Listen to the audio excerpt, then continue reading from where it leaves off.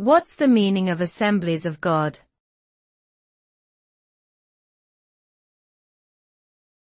Assemblies of God.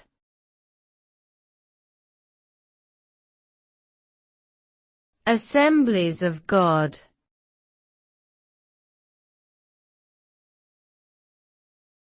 Assemblies of God.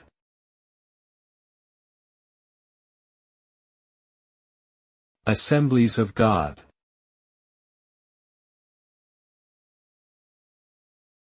Assemblies of God is a Protestant Christian denomination that originated in the United States.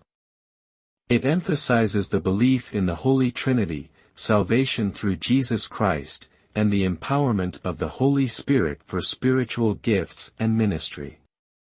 The denomination is known for its evangelistic and missionary activities, as well as its conservative stance on social issues such as abortion and homosexuality. With over 69 million members worldwide, the Assemblies of God is one of the largest Pentecostal denominations in the world.